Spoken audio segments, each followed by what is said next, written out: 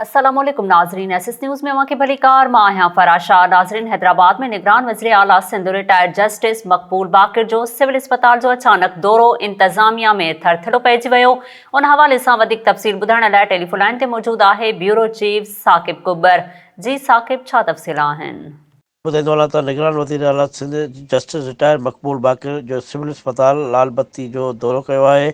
निगरान वज़ीर आला सिंध जेको आहे अस्पताल जी ओपीडी में मरीज़नि सां मुलाक़ात पिणु कई आहे। निगरान वज़ीर आला सिंध मेल ऐं फीमेल डायलिसिस यूनिट जो मुआइनो पिणु कयो, जॾहिं त डायलिसिस बेड ऐं वॉशरूम ख़राबु गंदो हुजण जे करे जेको आहे जस्टिस रिटायर मकबूल बाकिर शदीद जेको आहे उहो बरहम थियो आहे। इंतिज़ामिया जे मथां निगरान वज़ीर आला सिंध सर्जिकल ICU जो बि पिणु मुआइनो कयो आहे। सर्जिकल वार्ड जो इंतिज़ाम बि बहितर आहिनि। निगरान वज़ीर आला सिंध ऐं इन खां अलावा मां इहो ॿुधाईंदो निगरान वज़ीर आला सिंध जेको आहे पंहिंजो सर्जिकल वार्ड जो बि पिणु मुआइनो कयो आहे। जॾहिं त वधीक मां तव्हांखे ॿुधाईंदो त सिविल अस्पताल हैदराबाद जा कुल बजट जेका 6 बिलियन रुपया आहे। निगरान वज़ीर आला खे MS जेका आहे उहा आगाही ॾिनी आहे। जॾहिं त रोज़ाना 10 खां 15 हज़ार मरीज़ अस्पताल में ईंदा आहिनि। MS डॉक्टर शाहिद जूणे जो वज़ीर आला खे ब्रीफिंग ॾिनी।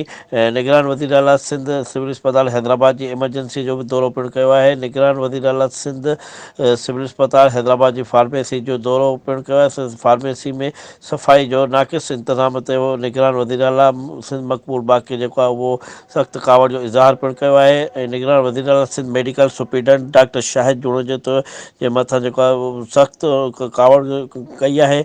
निगरान वज़ीर आला सिंध CT स्कैन थेरेपी जो दौरो पिणु कयो आहे। निगरान वज़ीर आला सिंध जो सिविल अस्पताल हैदराबाद जो दौरो जेको आहे जारी आहे ऐं मुख़्तलिफ़ जेके वार्ड्स आहिनि उन जो दौरो पिणु कयो आहे। जॾहिं त मां तव्हांखे ॿुधाईंदो वञा त जीअं ई निगरान वज़ीर आला सिंध जस्टिस रिटायर मकबूल बाकिर सिविल अस्पताल हैदराबाद जे अचानक दौरे ते दौरान पहुतो त जेके हुते मौजूदु जेके मरीज़ हुया उहे उन्हनि में जेको आहे उहो त थरथलो पैदा थी वियो। उहे दरपदर थी विया ऐं मरीज़नि सां आयल जेको तामेदार वारस हुया उहे बि सख़्तु परेशान। हुते मौजूदु जेके मरीज़ हुआ उन्हनि जो चवणु आहे त वज़ीर आला सिंध जे अचण सां सिक्योरिटी सख़्तु हुजण जे करे जेको असांखे हिते जेको तमामु घणी मुश्किलात थी रही आहे। जी।